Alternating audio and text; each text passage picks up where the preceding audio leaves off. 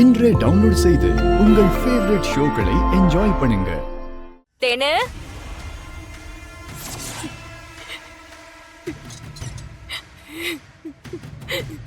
தேனு தேனு ஏய் தேனு உள்ள என்னடி பண்ணிட்டு இருக்க? கதவு தொற. தேனு கதவு தொறடி. அம்மா தூங்குறாளோ என்னமோ? அப்படியா? தேனு தேனு கதவு தொறடி.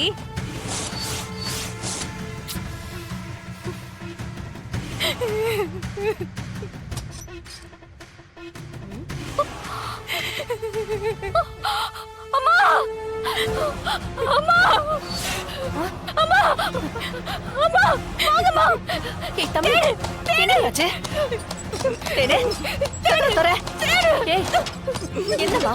தேனே, ஏய், தேனே, கட்டுடி, தேனே, கட்டுடி அத, கட்டு, தேனே.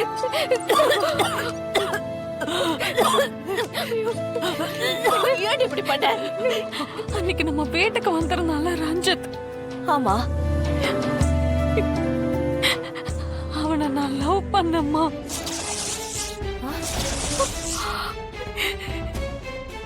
லவ் ஃப்ரெண்ட் தானடி சொன்ன? ஒப்பவே எனக்கு தெரியும், ஒப்பவே எனக்கு தெரியும்டி. அம்மா விடுமா விடு, நீ சொல்லுடி. அவன் என்கிட்ட ரொம்ப நல்லவன் மாதிரி நடந்துக்கிட்டான்மா. என்ன கேரிங்கா பாத்துக்கிட்டான். எனக்காக நிறைய டைம் ஸ்பெண்ட் பண்ணான்.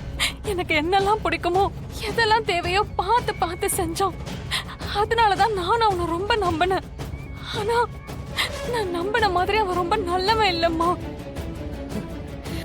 நான் உன்கிட்ட ஆரம்பத்துல இருந்தே சொன்னேன், நீதான் அவனை கண்மூடித்தனமா நம்பிக்கிட்டு இருந்த. ஆமாக்கா, தப்புதான். அவன் என்ன மாதிரியே நிறைய பொண்ணுங்களை லவ் பண்ணி ஏமாத்தி இருக்கான். இதெல்லாம் தெரிஞ்சுதான் அவனை விட்டு ஒதுங்கலான்னு பார்த்தேன். ஆனா நேத்து காலேஜ்ல இருந்து வரும்போது சரி புரிஞ்சிடலாம். ஆனா என்கிட்ட வாங்கின பணம் கிஃப்ட் எல்லாத்தையும் திருப்பி கொடுத்துரு. கொடுக்கலன்னு வையேன், உன் லட்சணத்தை உன் வீட்டுக்கு வந்து படம் போட்டு காட்டிடுவேன். பாவி பாவி, இங்க நாம என்ன நிலைமையில இருக்கோம்? என்ன காரியம் பண்ணிட்டு வந்திருக்க நீ? தேனு, வாழ்க்கையில கஷ்டம் சந்தோஷம் ஏற்றத்தாழ்வு எல்லாம் வரும்தான். நாம அந்த சூழ்நிலையை ஏத்துக்கிட்டு வாழ பழகணும். அதை விட்டு பழைய வாழ்க்கையே நினைச்சு ஏங்கிக்கிட்டு இருந்தா இந்த மாதிரி ஏமாந்துதான் நிப்போம். நம்ம அப்பா நம்மள வசதியா வாழ வச்சாரு. ஏதோ கெட்ட நேரம் நமக்கெல்லாம் ஒரே நொடியில கைவிட்டு போயிடுச்சு. அதுக்காக ஒரே நாள்ல பழைய வாழ்க்கைக்கு போகணும்னு குறுக்கு வழியில யோசிச்சா இதோ இந்த மாதிரிதான் இப்படி மாட்டிக்குவோம். அன்னைக்கு இருந்த மனநிலையில எனக்கு எதுவுமே புரியலையே. நீ எவ்வளவோ சொன்ன, எதுவுமே எனக்கு இந்த மரமண்டையில ஏறல. இவ்ளோ பிரச்சனை நடந்திருக்கு, அது என்கிட்ட சொன்ன என்ன? சொன்னா நீ கோவப்படுவேன் தான் நான் சொல்லல. அதுக்காக நீங்களே தற்கொலை முடிவு எடுத்துட்டீங்களோ? என்ன கஷ்டம் வந்தாலும் கூட நிக்கிறதுக்கு தான் அம்மா அக்கான்னு நாங்க இருக்கோம். நீ பாட்டுக்கு அவசரப்பட்டு இப்படி ஒரு முடிவு எடுத்துட்டா உனக்கு ஏதாவது ஆயிருந்தா காலத்துக்கும் இந்த கஷ்டத்தை நாங்க ஏத்துக்கிட்டு இருக்கணுமா? 3 லட்சம் ரூபாவை கொடுத்தா அவன் உன்னை தொந்தரவு பண்ணாம விட்டுருவானா? அப்படிதான்க்கா அவன் என்கிட்ட சொன்னான்.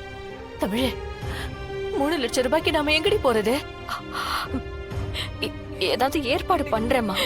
அம்மா கிட்ட கேட்க போறியா? ஏற்கனவே அவங்க நமக்கு நிறைய செஞ்சிருக்காங்க. மேலும் மேலும் அவங்கள பணம் கேட்டா நம்மள தானே தப்பா நினைப்பாங்க. இல்லம்மா, வேற ஏதாவது ஒரு வழியில நம்ம பணத்தை ஏற்பாடு பண்ணி கொடுக்கலாமா? இப்போதைக்கு இந்த பிரச்சனையை முடிக்கணும்.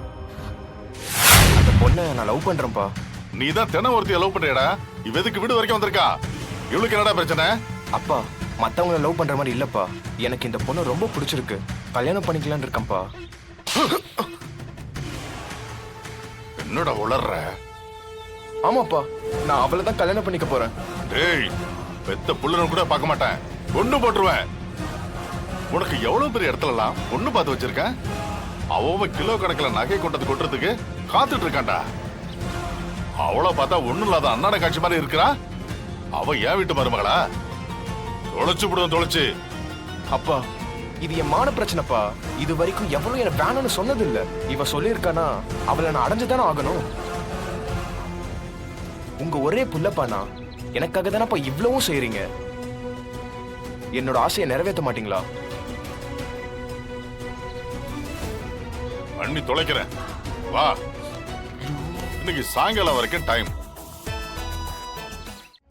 3 லட்சத்தை மொத்தமா கொண்டு வந்து செட்டில் பண்ணிடு.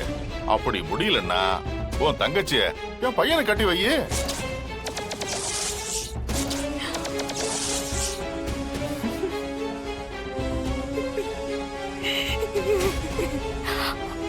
என்ன சார் பேசுறீங்க?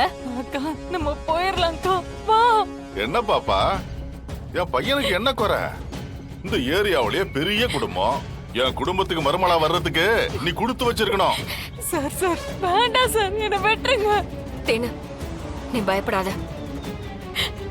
என்ன சார் இது அநியாயமா பேசுறீங்க? 3 லட்சம் ரூபாய் பணத்துக்காக எங்க வீட்டு பொண்ணு எப்படி உங்களுக்கு மருமகள் ஆக முடியும்? பணத்தை நாங்க எப்படியாச்சும் கொடுத்துறோம் சார். ஐய அம்மா, என் பேச்செல்லாம் ஒரே பேச்சு தான். மாத்தி மாத்தி எல்லாம் பேச மாட்டேன். உனக்கு உன் தங்கச்சி வேணும்னா ஈவினிங்குள்ள பணத்தை ரெடி பண்ணி கொடுத்துட்டு கூட்டிட்டு போ.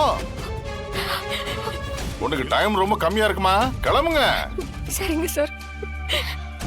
ஏய், ஒரு நிமிஷம். என்னம்மா நீ உன் தங்கச்ச கூட்டிட்டு போயிட்டீன்னா பணத்துக்கு யாரம்மா பொறுப்பு? பணத்தை நான் கொடுத்துடுறேன் சார். கொடுக்காம அப்படியே ஓடி போயிட்டா? சார் என்ன நம்புங்க, எப்படியாச்சும் திரும்ப கொடுத்துருவேன். பண விஷயத்துல நான் பெத்த பிள்ளை கூட நம்புறது இல்லம்மா. நீ ஒண்ணு பண்ணு, உன் தங்கச்சிய இங்கே விட்டுட்டு போ. வந்து பணத்தை கொடுத்துட்டு மீட்டுட்டு போ. என்ன சார் இப்படி பேசுறீங்க? அநியாயமா இருக்கு சார். பணத்துக்காக எப்படி என் தங்கச்சியை விட்டுட்டு போக முடியும்? பணத்துக்காக ஏதோ ஒரு பொருளை அடமானம் வைக்கிறது இல்லையாமா? பைக்கை அடமானம் வச்சு பணம் வாங்கினா பைக்கை தூக்குவோம். நகையை அடமானம் வச்சு பணம் வாங்கினா நகையை எடுத்துக்குவோம். உன் தங்கச்சி 3 லட்சம் பணம் வாங்கி செலவு பண்ணிருக்கா. அப்போ அவதான பொருள். நீங்க சொன்ன டைம்க்குள்ள நான் பணத்தை கொடுத்துருவேன். என்ன நம்புங்க சார். எப்படி பாப்பா நம்ப முடியும்?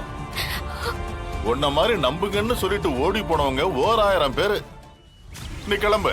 ப்ளீஸ் சார், எப்படியாச்சும் நான் பணத்தை திருப்பி கொடுத்துறேன் சார். இங்க பாரு பாப்பா, உன் தங்கச்சி மேல ஒரு தூசு துரும்பு கூட படாம பத்திரமா பாத்துக்க வேண்டியது என் பொறுப்பு. நீ பயப்படாம போ. நீ சொன்ன டயத்துக்கு வர்ற வரைக்கும் இந்த நிபந்தனை, அது நீ பாத்துக்கோ. என்ன பாப்பா, இழுத்துட்டு ஓடலான்னு பாக்குறியா? அதெல்லாம் என்னமே நடக்காதுமா. பொம்பளை பிள்ளைக்கு மேல நாங்க கை வைக்கிறது இல்ல. தாய் குலத்தை நாங்க தெய்வமா மதிக்கிறோம். அதனாலதான் சொல்றேன், உன் தங்கச்சி விட்டுட்டு போ. அக்கா வேண்டாம்க்கா, பயமா இருக்கு. நான் சரியான டைமுக்கு பணத்தோட வந்துருவேன். நீ தைரியமா இருன்னு, ஒன்னும் ஆகாது.